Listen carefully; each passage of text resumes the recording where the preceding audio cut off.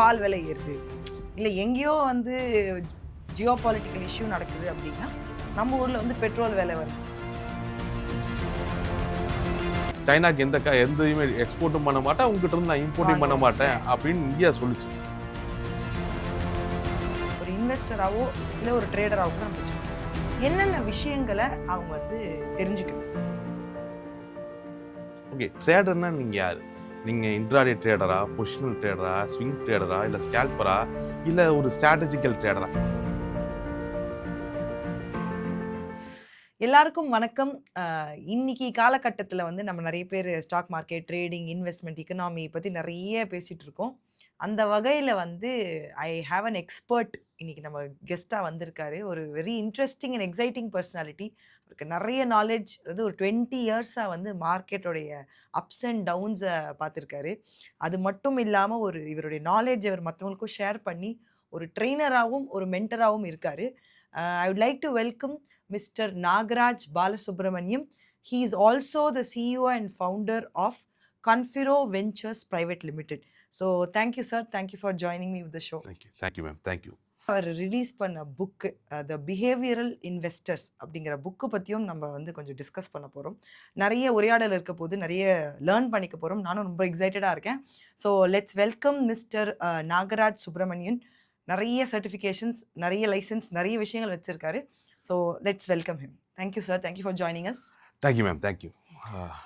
Okay, super. இப்போது நம்ம வந்து இப்போது நிறைய பேர் வந்து பார்க்குறாங்க, இப்போ பொருளாதாரம் வந்து மேலே போகுது, கீழே வருது, இன்வெஸ்ட்மெண்ட், ட்ரேடிங்னு எக்கச்சக்கமான விஷயங்கள் வந்து நாட்டில் நடந்துக்கிட்டு இருக்கு வச்சுப்போம். அதுவும் இப்போ வந்து நியூஸ் பேப்பர் எடுத்தாலும் சரி, இல்லை நம்ம ஒரு யூடியூபோ இல்லை இன்ஸ்டாகிராம் பார்த்தாலும் நிறைய விஷயங்கள் நடந்துக்கிட்டு இருக்கு. அதெல்லாம் அந்த நாய்ஸ் எல்லாம் கட் பண்ணிவிட்டு நம்ம ரொம்ப ஒரு சிம்பிளான விஷயத்துலேருந்து நம்ம அப்ரோச் பண்ணலாம். ஃபஸ்ட்டு எடுக்கும்போது ஒரு தனி நபராக நம்ம எல்லாரும் வந்து யோசிக்கிறது என்ன அப்படின்னா, நம்ம வியூவர்ஸும் என்ன யோசிப்பாங்கன்னா, எங்கேயோ ஏதோ நடக்கும்போது நம்ம ஊரில் நம்ம இடத்துல வந்து பால் விலை ஏறுது, இல்லை எங்கேயோ வந்து ஜியோ பாலிட்டிக்கல் இஷ்யூ நடக்குது அப்படின்னா நம்ம ஊரில் வந்து பெட்ரோல் விலை வந்து ஏறுது. இந்த பெட்ரோல் விலை ஏன் ஏறுது, இல்லை நம்ம மார்க்கெட் வந்து அதனால் பாதிக்கப்படுது, நம்மளுடைய ஸ்டாக் மார்க்கெட்டில் வந்து ஏதோ ஒரு இம்பேக்ட் இருக்குது.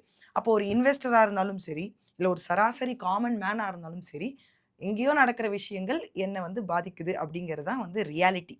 அப்படி இருக்கும்போது இப்போ கரண்ட்டாக மேக்ரோ எக்கானமி, அதாவது குளோபலும் சரி இந்தியா லெவல்லையும் சரி நிறைய விஷயங்கள் நடந்துட்டுருக்கு. உதாரணத்துக்கு இப்போது கரன்சியோடைய ரேட் பார்த்திங்கன்னா 92 ரூபாய் ஆயிடுச்சு, கரெக்டுங்களா? அது இல்லாமல் இப்போ நிறைய பேர் வந்து இன்வெஸ்ட்மெண்ட் பண்ணணும், மார்க்கெட் எப்படி இருக்குது இப்படிங்கிற கேள்வியெல்லாம் நிறைய பேருக்குள்ள எழுந்துக்கிட்டே இருக்குது.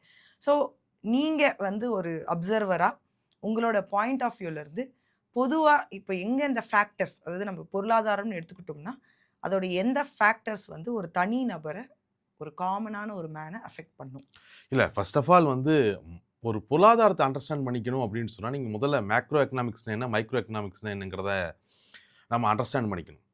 ஃபார் எக்ஸாம்பிள், நான் இந்த நாட்டில் வாழ்கிறேன், நான் இந்தியாவில் வாழ்கிறேன். அப்போ நான் என்ன பண்ணுறேன், என்னோட வாழ்க்கைக்கு தேவையான பொருட்களை நான் சுற்றி இருக்கக்கூடிய கடைகளில் வாங்குகிறேன். நான் ஒரு கடையில் போய் ஒரு பால் பேக்கெட் வாங்குவேன், ஒரு இடத்துலேருந்து இன்னொரு இடத்துல ட்ராவல் பண்ணுறதுக்கு ஒரு கார் ஷோரூமில் போய் ஒரு கார் வாங்குவேன். So what ever it is, நான் என்னோட தேவையான எல்லா பொருட்களையும் நான் வீட்டில் உட்காந்து தயாரிக்க முடியாதுல்ல.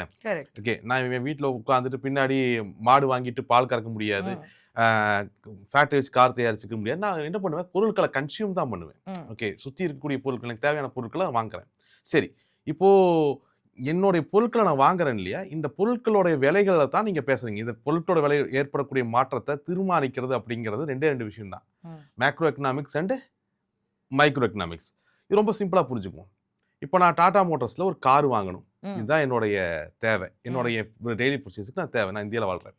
இந்த டாடா மோட்டார்ஸுங்கிறது எங்கே இருக்குது, காருங்கிறது எங்கே இருக்குது, இந்தியாவில் இருக்குது இல்லையா? இப்போ இந்த டாடா மோட்டார்ஸோடைய லாபத்தை இதெல்லாம் பாதிக்கும்.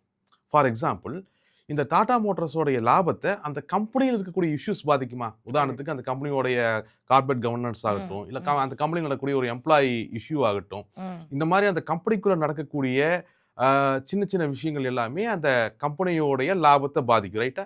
இதெல்லாம் மைக்ரோ எக்கனாமிக்ஸ். இதெல்லாம் மைக்ரோ எக்கனாமிக்ஸ். ஓகே, இதை யார் சரி பண்ண முடியும்? அந்த கம்பெனி நிர்வாகம் தான் சரி பண்ண முடியும். இது யார் சரி பண்ண முடியும்? அந்த கம்பெனி நிர்வாகம் சரி பண்ண முடியும். இது மைக்ரோ எக்கனாமிக்ஸ். ஆனால் இந்த டாடா மோட்டார்ஸ் எங்கே இருக்குது? இந்தியாவுக்குள்ளே தான் இருக்குது. ரைட்டா? இப்போ இந்த இந்தியாவுடைய இஷ்யூஸ் இருக்குல்ல, ஃபார் எக்ஸாம்பிள் இப்போ இந்தியாவுக்கும் சைனாவுக்கும் ஒரு பஞ்சாயத்துன்னு வச்சுக்கோமே, ஒரு பிரச்சனை. உடனே இந்தியா என்ன சொல்லிருச்சு, உங்க கூட அன்னதண்ணி புழங்க மாட்டேன், நான் ம். சைனாக்கு எந்த இதுவுமே எக்ஸ்போர்ட்டும் பண்ண மாட்டேன், உங்ககிட்ட இருந்து நான் இம்போர்ட்டும் பண்ண வாங்கவும் மாட்டேன் மாட்டேன். அப்படின்னு இந்தியா சொல்லுச்சுன்னா, அப்போ இந்த டாடா மோட்டார்ஸ்னால சைனாவுக்கு கார் எக்ஸ்போர்ட் பண்ண முடியுமா? முடியாது. முடியாது. இதே மாரி யுஎஸ் கூட ஒரு பிரச்சனை வந்துச்சுன்னா, சைனா கூட நம்ம டாடா மோட்டார்ஸ் யுஎஸ்க்கு எக்ஸ்போர்ட் பண்ண பண்ண முடியுமா? முடியாது. முடியாது. இல்ல இப்ப யுஎஸ் ட்ரம்ப் நம்ம சொல்றாரே, நீ இங்கிட்டு வரணும்னா இவ்வளோ டாரிஃப் கொண்டு வரணும் அப்படின்னு. ம். அப்போ கம்மி விலைக்கு பண்ண முடியாது. சப்ளை செயின் மாறும். இது எல்லாத்தையும் இந்த கம்பெனியால கண்ட்ரோல் பண்ண முடியுமா? முடியாது. முடியாது. இதெல்லாமே மேக்ரோ எக்கனாமிக்ஸ். ம்.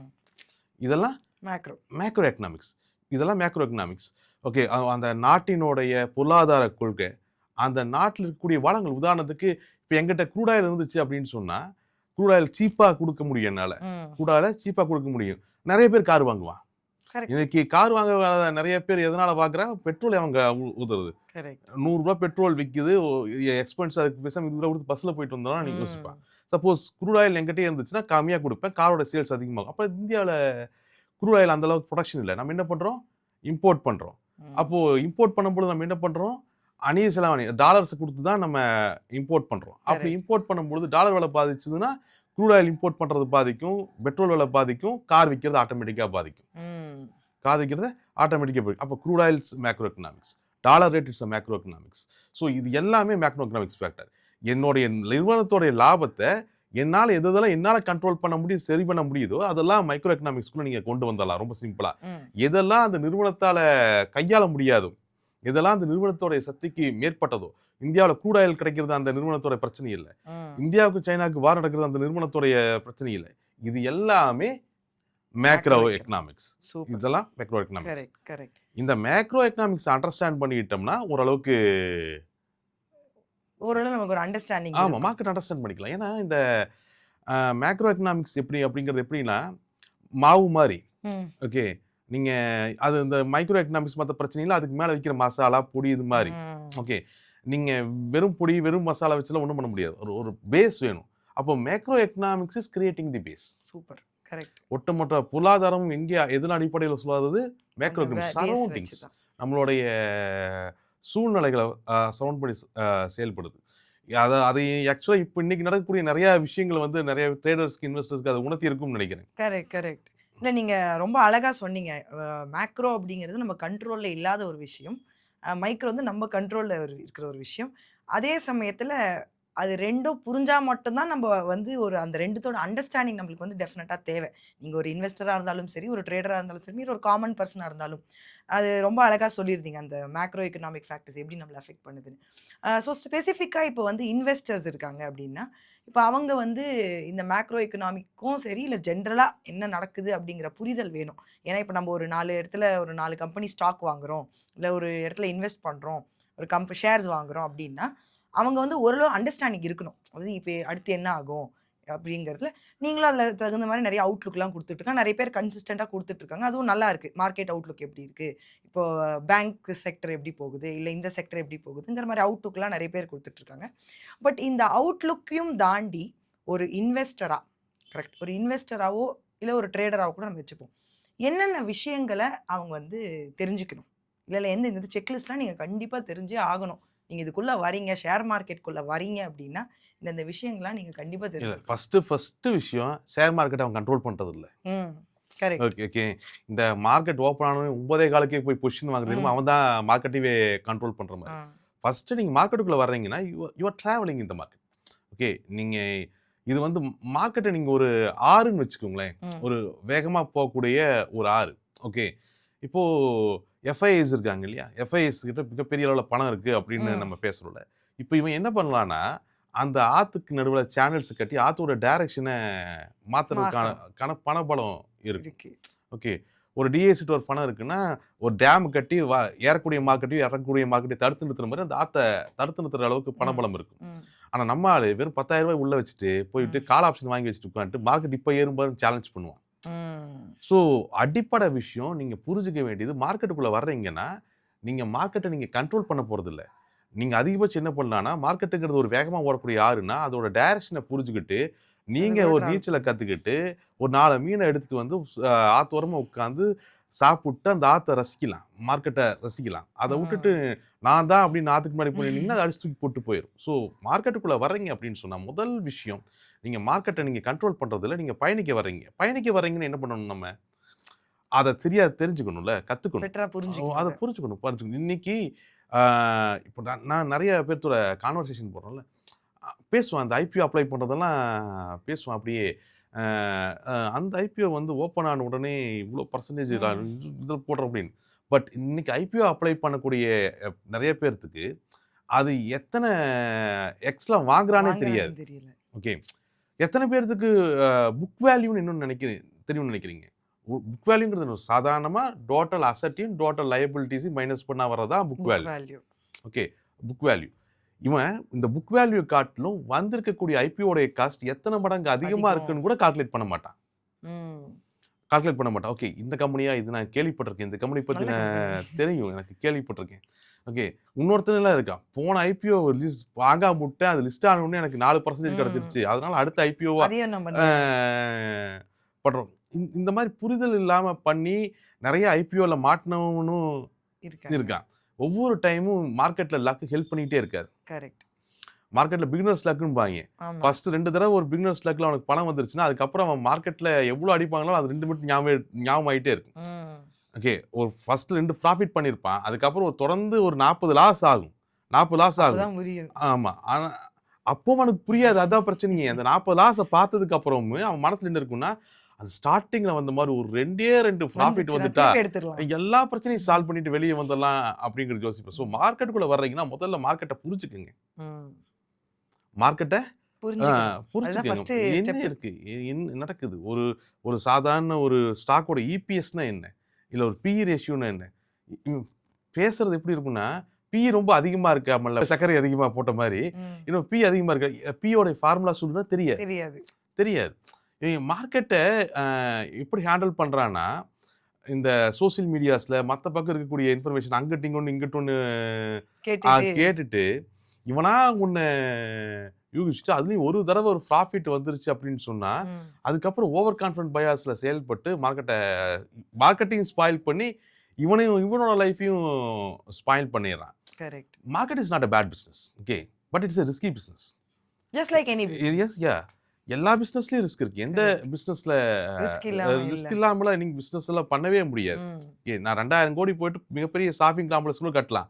அடுத்த நாள் பூகம்பம் வந்துச்சுன்னா, அது மொத்தம் மண்ணுக்கடியில போச்சு. தான் ஆமா. கடக்க போகுது. ஸோ ரிஸ்க் இல்லாத பிசினஸ் எல்லாம் கிடையாது. பட் ஒரு பிசினஸ்ல ரிஸ்க் எடுக்கும்பொழுது, அந்த ரிஸ்க்க அண்டர்ஸ்டாண்ட் பண்ணிக்கிறது அப்படிங்கிறது ரொம்ப முக்கியம். ம். அந்த ரிஸ்க்க அண்டர்ஸ்டாண்ட் பண்ணிட்டு உள்ள வர்றது அப்படிங்கிறது வந்து ரொம்ப முக்கியம். ம். மார்க்கெட்டுக்குள்ள வரக்கூடியவங்களுக்கு நம்ம அதுதான் ஃபர்ஸ்ட் குடுக்க வேண்டியது. ஃபர்ஸ்ட் ரிஸ்க்க அண்டர்ஸ்டாண்ட் பண்ணிக்கங்க. என்ன மார்க்கெட்? மார்க்கெட்டுங்கிறது அ இன்வெஸ்ட்மென்ட் ஆசெட்ஸ்ல ஆகட்டும், இல்ல ஒரு ட்ரேடிங் பாயிண்ட் ஆஃப் வியூல ஆகட்டும், நான் என்ன தெரிஞ்சிருக்கணும்? என்ன இருந்தா இந்த பிசினஸோட ரிஸ்க்க ஹேண்டில் பண்ணலாம்? ம். எத எப்படி கையாளலாங்கிறத கத்துக்கிட்டு அதுக்குள்ள மார்க்கெட் வந்தீங்கன்னா, வந்தா ஈஸியா இருக்கும் மார்க்கெட். ஈஸியா இருக்கும் உங்களுக்கு. இல்ல சூப்பர் கரெக்ட். நீங்க ரிஸ்க் இல்லாத பிசினஸ் எதுவும் கிடையாது. நீங்க ஒரு டீ கடை போட்டாலும் அதுக்கு ஒரு ரிஸ்க் இருக்கு. உண்ம, உண்ம, அப்படி உண்ம. இருக்குன்னா நம்ம ரிஸ்க் என்னன்னு கத்துக்கிட்டு மேனேஜ் பண்ற அளவுக்கு ஒரு அறிவ வளர்த்துக்கிட்டு வந்து இப்ப ஸ்டார்ட் பண்றது தான் வந்து ஒரு உண்ம, உண்ம. புத்திசாலித்தனம். சூப்பர். இப்போ நீங்க இந்த ரிஸ்க் பத்தி நம்ம பேசுனதால, நீங்களும் 20 இயர்ஸா இருந்திருக்கீங்க மார்க்கெட்ல. உங்களுடைய ஃபர்ஸ்ட் லாஸ் ம். வந்து என்ன கத்து குடுத்தது உங்களுக்கு? What was your learning from the first loss that you made? இல்ல ஃபர்ஸ்ட் லாஸ் அப்படிங்கிறது வந்து ஒரு பயத்த குடுக்கும். ம். ஓகேங்களா? ஃபர்ஸ்ட் லாஸ் அப்படிங்கிறது ஒரு எல்லாத்துக்குமே பயத்த குடுக்கும். ஆமா. முதல் டைம்ல லாஸ் ஆகும்பொழுது பயத்த குடுக்கும். 10வது லாஸ் பயத்த குடுக்காது. ம். பழகிரும். பழகிரும். நீங்க இந்த சின்ன குழந்தையெல்லாம் இருக்கு பார்த்தீங்கன்னா, நான் ம். இப்போ நானே 5வதுலலாம் மார்க் கம்மியா இருந்துச்சுன்னா, முதல் டைம் வந்து மார்க் காமிச்சா வீட்ல திட்டுவாங்களேன்ட்டு அந்த பேக்குள்ள அந்த பேப்பர மறைச்சு வச்சுருவேன். ம். அன்னைக்கு தூக்கமே வராது. ம். கரெக்ட். தூக்கமே வராது. பேப்பர் எடுத்து பார்த்துருவாங்களோ! ம். அந்த அம்மா அந்த ஸ்கூல் பேக் பக்கத்துல வந்தாலே நம்மளுக்கு இங்க ஹார்ட் புடக் புடக் புடக் புடக்குன்னு இருக்கும். இப்படித்தான் ஆமா. First loss. ஆமா. அதுவே 10வது தடவ படிப்பாருங்க. ம். பரவால்ல ஏ தைரியமா ஆ இருக்கும். நம்ம பாட்டுக்கு தைரியமா இருப்போம். நம்ம பாட்டுக்கு பேக்குள்ள பேப்பர் பறச்சு வச்சுட்டு தூங்கிட்டு இருக்கோம் அந்த குழந்தை பாட்டுக்கு. பழகிரும். ஓகே. பழகிரும். அந்த மாரி ஃபர்ஸ்ட் லாஸ் அப்படிங்கிறது நம்மளுக்கு பதட்டமா இருக்கும். ம். 10வது லாஸ் பழகிரும். மார்க்கெட்ல அதுதான் இருக்கிறதுலயே டேஞ்சரான விஷயம். ம். ஒன்ஸ் நீங்க லாஸ பழகிட்டீங்கன்னு வச்சுக்கோங்களேன், ம். தப்ப பழகிட்டீங்கன்னா அவன் திருந்துவான்னு நினைக்கிறீங்க? மாட்டாங்களே. கடைசி வரைக்கும் திருந்த மாட்டான். ம். கடைசி வரைக்கும் திருந்த மாட்டாங்க. திருந்த மாட்டான். தப்பா பழகிட்டேன்னா கடைசி வரைக்கும் திருந்தவே மாட்டான். ஒரு ஒரு கட்டத்துல இது 2 கேட்டகரி ஆஃப் பீப்பிள் புடிச்சுக்கங்க. ஆ நான் பார்த்த சில பேர்த்த பேசலாம். இந்த லாஸ் பழகிருச்சு அப்படிங்கிற பட்சத்துல, ஒரு கட்டத்துல அந்த மார்க்கெட்க்கு அடிக்ஷன்ல மாட்டிக்குவாங்க. ம். அவனுக்கு ட்ரேட் பண்ணி ஆகணும். அவனுக்கு ப்ராஃபிட் எல்லாம் இங்க முக்கியம் இல்ல. ம். அந்த ஒரு ப்ளஷர் இருக்குல்ல, அந்த ட்ரேட் பண்ணும்பொழுது இது கிடைக்கிற ஒரு ஒரு அடிக்ஷன் மாரி. சுவாரஸ்யம் இருக்குல்ல, அதுல நெறைய பேர் மாட்டிக்குவான். ம். அத ட்ரேட் பண்றதுக்கு ஒரு காலத்துல பணம் இல்லாம போய் ஸ்கேமர்ஸா மாறுனதெல்லாம் நம்ம இருக்கு. சொசைட்டில நெறைய பேரு நம்ம கண்டிப்பா. பார்த்துருக்கோம். ஸோ ஃபர்ஸ்ட் ப்ராஃபிட்டும் அதே மாரி தான். ம். ஃபர்ஸ்ட் ப்ராஃபிட் வந்து பெரிய ஓவர் கான்ஃபிடன்ஸ குடுக்கும். ம். ஓகே. பெரிய ஓவர் கான்ஃபிடன்ஸ். இது இவ்வளோதான் மார்க்கெட்டா அப்படின்னு தோண வைக்கும். நம்ம தான் ராஜா ஆமா. மாரி ஃபீல் பண்றது. இந்த ஃபர்ஸ்ட் லாஸுக்கும், ஃபர்ஸ்ட் ப்ராஃபிட்டுக்கும் எப்படி அவன் ரியாக்ட் பண்றான், அத எப்படி எடுத்துக்கிறாங்கிறத பொறுத்து தான் அவனோட என்டையர் ஸ்டாக் மார்க்கெட் கேரியரே இருக்கு. ம். நம்ம மார்க்கெட் பண்றதுக்கு என்ன தேவை? மார்க்கெட் பண்றதுக்கு ஃபர்ஸ்ட் நாலேட்ஜ் தேவை. ரைட்டா? கரெக்ட். மார்க்கெட் ஃபுல்லா எனக்கு தெரியணும். ம். ரைட்டா? மார்க்கெட்ல வந்து முதல்ல மார்க்கெட்ல இவங்க கால் ஆப்ஷன், புட் ஆப்ஷன் தவிர வேற எதுலயும் நினைச்சிட்டு இருக்கிற கேங்கே ஒரு பெரிய கேங்கா இருக்கு. கரெக்ட். மார்க்கெட்டுக்குள்ள ஸ்டாக்ஸு, இடிஎஃப்ஸு, ஈவன் ரீட்ஸு, இன்வைட்ஸு, அப்புறம் ஆப்ஷன்ஸு, ஃபியூச்சர்ஸ் இந்த மாதிரி ஏகப்பட்ட ப்ராடக்ட்ஸ் ஏகப்பட்ட இருக்கு. விஷயம் இருக்கு. அப்போ இதெல்லாம் எப்படி செயல்படுது? மார்க்கெட்டோடைய கம்ப்ளீட் நாலேட்ஜ் புரிதல். ஓகே. இந்த நாலேட்ஜ் இருக்குல்ல, இந்த நாலேட்ஜ் கேதர் பண்ணிட்டாலே மார்க்கெட்ல ப்ராஃபிட் பண்ண முடியுமா அப்படின்னா, அது மிகப்பெரிய கொஸ்டின் மார்க். ம். நாலேட்ஜ் கேதர் பண்ணிட்டாலே மார்க்கெட்ல ப்ராஃபிட் பண்ண முடியுமானா கொஸ்டின் அதுவும் மார்க். Question mark. எப்படின்னா அது 10th நான் ஸ்டேட் ஃபர்ஸ்ட்டா வந்துட்டேங்கிறதுக்காக வாழ்க்கையில நான் ஜெயிச்சிருவேங்கிற மாரி. கண்டிப்பா அது நடக்காது. ஓகே. நம்ம எத்தனை பேர்த்த பார்க்குறோம். இன்னைக்கு எங்க இருக்காங்கன்னு நம்மளுக்கு தெரியாது. ம். ஸோ இந்த நாலேட்ஜ கேதர் பண்ணதுக்கு அப்புறம் உங்களுக்கு எது தெரியும்னா இன்டெலிஜென்ஸ். ம். நீங்க அறிவ கேதர் பண்ணிடுறீங்க. மார்க்கெட்ல அறிவ அறிவு இருக்கு. கேதர் பண்ணிடுறீங்க. ஓகே. மார்க்கெட்ல எது லாபம் தரும்? புத்திசாலித்தனம் தான் லாபம் தரும். அறிவு லாபம் தராது. அப்ப ம். புத்திசாலித்தனங்கிறது என்னது? தெரிஞ்ச அறிவ, கத்துக்கிட்ட அறிவ கரெக்ட்டா யூஸ் பண்றது. கரெக்ட்டான இடத்துல யூஸ் பண்றது தான் புத்திசாலித்தனம். கரெக்ட். ஓகே. அப்போ இந்த நாலேட்ஜ இன்டெலிஜென்ஸா மாத்த தெரிஞ்சா தான் நீங்க மார்க்கெட்ல ஜெயிக்க முடியும். ம். ஓகே. மார்க்கெட்ல மட்டும் இல்ல. எல்லா எல்லா இடத்துலயும். இடத்துலயுமே. கரெக்ட். எல்லா இடத்துலயும் இதுதான் பொருந்தும். ம். 4 வருஷம் இன்ஜினியரிங் படிச்சுட்டு போனீங்கன்னா, நீங்க பெரிய சயின்டிஸ்ட் ஆயிர முடியாது. கரெக்ட். ஓகே. நான் படிச்ச விஷயத்த யூஸ் பண்ண தெரியணும். அப்பதான் எனக்கு கேள்விகள் வரும். அப்பதான் நான் ரிசர்ச்ச கையாளுவேன். பிஹேவியரல் ஃபைனான்ஸ்னா அது பெரிய டாபிக் அது. கரெக்ட். கிட்டத்தட்ட நீங்க ஒரு 11 பிஹேவியர்ஸ டிஸ்கஸ் பண்ணலாம். ம். ஓகே. 11 பிஹேவியர்ஸ் டிஸ்கஸ் பண்ணலாம். ரொம்ப சிம்பிளா ஒரு பிஹேவியர் பேசணும்னா, ஆங்கரிங் பயாஸ். ம். ஓகே. அல்லது ஆங்கர் பயாஸ்ன்னு சொல்லுவோம். எடுத்த முடிவ மாத்திக்க முடியாம இருக்கிறது. செயல்படுறது மார்க்கெட்ல. ம். இவன் மார்க்கெட் ஏறும்னு இவனா ஒரு அசம்ப்ஷன ஒரு கால் ஆப்ஷனையோ ஏதோ ஒண்ணு வாங்கி வச்சிருவான். ஆ. அது இறங்கும். ஆனா இவனால அந்த முடிவ மாத்திக்க முடியாது. மாத்திக்க முடியாது. அதுக்கப்புறம் இவன் என்ன பண்ணுவான்னா, கன்ஃபர்மேஷன் பயாஸ் நோக்கி நகருவான். அதாவது நான் வாங்கிட்டேன். என்னால முடிவு மாத்திக்க முடியல. இப்ப நான் என்ன பண்ணுவேன்? நான் வந்து கூல் ஆகணும்ல. ம். அப்போ எனக்கு சாதகமா இருக்கக்கூடிய நியூஸ் மட்டும் தேடி தேடி பதிப்பேன். போய் போய் எடுப்பேன். ம். நெட்ல மார்க்கெட் இறங்குறதுக்கு 1008 நியூஸ் இருக்கும். ம். 1008 நியூஸ் இருக்கும். அப்புறம் அதுக்குள்ள உள்ள பூந்து போய் இவன் என்ன பண்ணுவான்னா, ஏதோ ஒரு அதே பாசிட்டிவ் எடுத்து. நியூஸ். ஆ. இதனால இது ஏறும். ஓகே. இதுவும் அவரையே கன்வின்ஸ் இப்படித்தான் இருக்கு. பண்ணிக்கிறாங்க அவங்க. ஆமா. ம். ஒரு ட்ரேடர் எல்லாம் பார்த்தீங்கன்னு வச்சுக்கோங்களேன். ட்ரேடர் பார்த்தீங்கன்னா, கால் ஆப்ஷன் வாங்கிட்டானா, மார்க்கெட் இறங்க ஆரம்பிச்சிருச்சா, பார்த்தா அவன் நெறைய இண்டிகேட்டர் ஆசிலேட்டர்ஸ் எல்லாம் யூஸ் பண்ணுவான். ம். மூவிங் ஆவரேஜ் நெகட்டிவ்ல காமிக்கும். ம். ஆர்எஸ்ஐ நெகட்டிவ்ல காமிக்கும். பொலிகர் மேட் நெகட்டிவ் எல்லாமே நெகட்டிவ்ல தான் காமிக்கும். ம். ஆனா இவன் முடிவ மாத்திக்க முடியாதுல்ல. இருக்கக்கூடிய 174 இண்டிகேட்டரையும் போட்டு பார்ப்பான். ஏதோ ஒரு ஒண்ணு இண்டிகேட்டர் பாசிட்டிவ். வந்து பாசிட்டிவா இருந்துச்சுன்னா, இது பாசிட்டிவா இருக்குல்ல. ம். வெயிட் பண்ணி பார்ப்போம். அப்படின்னு உட்கார்ந்து அத லாஸ் பண்ணி சுளுசா தொலைச்சிருவான். ஸோ இதெல்லாம் பிஹேவியர் இஷ்யூஸ். ம். Anchor bias. ஓகே. இந்த மாதிரி 11 பிஹேவியர் இஷ்யூஸ அவன் கையாளணும். மார்க்கெட்ல இந்த நாலேட்ஜ இன்டெலிஜென்ஸா அவன் மாத்தணும் அப்படின்னு சொன்னான். ரைட். இன்ட்ரஸ்டிங். ஆக்சுவலி அந்த 11 பிஹேவியர் தான் உங்க புக்லயும் அத பத்தி நீங்க மென்ஷன் பண்ணியிருந்தீங்கன்னு ஆமா. நெனைக்கிறேன். ஸோ அதுல எனக்கு ரொம்ப இன்ட்ரஸ்டிங்கா பட்டது வந்து இந்த ஓவர்லோடிங் ஆஃப் இன்ஃபர்மேஷன். அது ஏன் இப்போ நான் அது சொல்றேன்னா, இப்போ கரண்ட் சிச்சுவேஷன்ல பார்த்தீங்கன்னா, நம்ம எங்க ஓப்பன் பண்ணாலுமே ஒரு இன்ஃபர்மேஷன். டெலிகிராம், வாட்ஸ்ஆப் எங்க பார்த்தாலுமே அந்த இன்ஃபர்மேஷன் அப்படிங்கிறது வந்து இட்ஸ் ஏஜ் ஆஃப் இன்ஃபர்மேஷன். இந்த இன்டர்நெட் எரால. அப்படி இருக்கும்போது இந்த இன்ஃபர்மேஷன் இவ்ளோ அதிகமா வரும்போது, இப்போ நான் ஒரு சிம்பிளா ஒரு மியூச்சுவல் ஃபண்ட்ல போய் இன்வெஸ்ட் பண்ணணும்னு பார்க்குறேன். என்கிட்ட ஒரு 30,000 40,000 இருக்கு. இல்ல மாசம் மாசம் இன்வெஸ்ட் பண்ண முடியும்னு நெனைக்கிறேன். போய் பார்க்குறேன். அது நான் எங்க போய் பண்ணணும்னு நான் ஏதாவது YouTubeலயோ எங்கேயாவது போய் கேட்டேன்னா, 1008 விஷயங்கள் வருது. அப்போ எனக்கு என்ன ஆகுதுன்னா, இது என்ன பண்றது? அப்படிங்கிற ஒரு டவுட்டே வந்து இந்த அதுவும் ஃபினான்ஸ் பேக்ரவுண்ட் இல்லாத மக்கள் வந்து என்கிட்ட நெறைய பேர் கேட்குறது, "எப்படி போய் இத ஸ்டார்ட் பண்றது? தலகால் புரியாம இருக்கும்." அப்படிங்கிற ஒரு கேள்வி வருது. ஸோ இந்த ஓவர்லோட் ஆஃப் இன்ஃபர்மேஷன் இந்த பிஹேவியர வந்து நீங்க எப்படி பார்க்குறீங்க? இல்ல ஃபர்ஸ்ட் ஆஃப் ஆல் என்னோட கம்ப்ளீட் ரிசர்ச்சே அத பேஸ் பண்ணி தான். ம். என்னோட ரிசர்ச் பேப்பர்ல பார்த்தீங்கன்னா, ஒரு கிட்டத்தட்ட ஒரு 5000 இன்வெஸ்டர்ஸ் கிட்ட நம்ம பேசி தான் அந்த முடிவுக்கு வந்தோம். மார்க்கெட்ட பொறுத்தவரைக்குமே, இன்ஃபர்மேஷன்ஸ் அதிகமா அவங்க கேதர் பண்ண அது அவங்கள பேரலைஸ் தான் பண்ணும். ம். ஓகே. அவங்கள வந்து அது பேரலைஸ் தான் பண்ணும். டிசிஷனே எடுக்க விடாது. பட் இது மார்க்கெட்டுக்கு மட்டுமா அப்படின்னு சொன்னா, எல்லா இடங்கள்லயுமே இந்த பிரச்சனை இருக்கு. எந்த ஒரு இன்ஃபர்மேஷனும் நீங்க எந்த ஒரு இன்வெஸ்ட்மென்ட்லயும் நீங்க இன்ஃபர்மேஷன் அதிகமா கேதர் பண்ணும்பொழுது, அது பண்ணலாமா வேண்டாமாங்கிற ஓவர்லோஸ் கிரியேட் பண்ணும். பட் மார்க்கெட்ட பொறுத்தவரைக்கும் என்னன்னா, இந்த நீங்க சொன்ன மாரி சோசியல் மீடியால நம்ம கேதர் பண்ண வேண்டாம். திணிக்கிறாங்க. ஆமா. அவங்களே கொண்டு வந்து காதுல போட்டுட்டு போயிருவாய்ங்க. ம். நம்ம இப்படி நீ ஃபோன் எடுத்து வச்சு இப்படின்னு உட்கார்றதுக்குள்ள ஒரு 10 இன்ஃபர்மேஷன காதுல போடுவான். ம். ஆ ட்ரம்ப் இன்னைக்கு எந்திரிச்சோனே டாரிஃப் சொல்றாராமா அப்படின்பா ஒருத்தன். ம். இன்னொருத்தன் மார்க்கெட்ல பொசிஷன்ஸ் எதுவும் சரியில்லையாம். இன்னமும் ஒண்ணு சொல்லிக்கிட்டே பாசிட்டிவ், நெகட்டிவ் வந்துகிட்டே இருக்கு. வந்துகிட்டே இருக்கும், ம். வந்துகிட்டே இருக்கும். ஓகே. ஃபர்ஸ்ட் ஒரு புரிஞ்சுக்க வேண்டிய விஷயம் என்னன்னா, எல்லா பிசினஸுமே okay not only in the market எல்லா பிசினஸுமே 80% தான் இன்ஃபர்மேஷன். ம். 20% இஸ் கேம்பிளிங். ம். 20% is gambling. Okay. For example நான் ஒரு துணிக்கடை வைக்கலான்னு நான் ஒரு பிளான் வச்சிருக்கேன். நான் என்ன பண்றேன், இன்ஃபர்மேஷன் கேதர் பண்றேன். 4, 5 துணிக்கடையை விசிட் பண்றேன். ம். ஓகே. இந்தியா ஃபுல்லா இல்ல உலகம் ஃபுல்லா எங்க வந்து ஓகே பனியன் ஐட்டமா சரி திருப்பூர்ல சீப்பா கிடைக்கும். ம். ஒரு சுடிதார் ஐட்டமா சூரத்ல சீப்பா கிடைக்கும். இந்த மாதிரி நான் இந்தியா ஃபுல்லா இன்ஃபர்மேஷன சேகரிக்கிறேன். எல்லாம் பண்றேன். ஓகே. இருக்கிறதுலே சீப்பான குட்ஸ்லாம் எடுக்கிறேன். இதான் இன்ஃபர்மேஷன். இதெல்லாம் போட்டு நான் கொண்டு வந்து ஒரு கடைய செட் பண்ணிடுறேன். செட் பண்ண அடுத்த நாள் கோவிட்ன்னு லாக்டவுன் போட்டுட்டான். ம். கேம்பிள் தான் அது. It's a Gamble. நான் 100% இன்ஃபர்மேஷன் வச்சிருந்தாலே நான் சக்சஸ் ஆவேன் அப்படிங்கிறது இல்ல. ஓகே. ம். ஒரு 20% of gamble will involve in all the business. அப்போ ம். நான் என்ன அசம்ப்ஷன்ல நான் வர்றேன்னா, இதெல்லாம் நான் சீப்பா எடுத்துட்டு வந்து துணியெல்லாம் கொண்டு வந்து ஒரு கடைய போட்டுட்டேன். மக்கள் என் கடைக்கு வருவாங்க. அதுக்கான சூழ்நிலைகள் நல்லா இருக்கும். என் கடை வியாபாரமாகும் அப்படிங்கிற ஒரு 20% கேம்பிள்ல தான் எல்லா பிசினஸுமே ரன் ஆகுது. கரெக்ட். எல்லா பிசினஸுமே ரன் ஆகுது. இன்வெஸ்ட்மென்ட் அண்ட் ட்ரேடிங்கும் அதே மாரி தான். நீங்க 80% ஆஃப் ஆ ஸ்டாக் மார்க்கெட் உடனே கேம்பிளிங் அப்படின்ட்டு பாரு. கேம்பிளிங் அப்படிங்கிறது வேற. நான் சொல்றது வேற. ம். கேம்பிளிங்னா 100% இன்ஃபர்மேஷனே இல்லாம.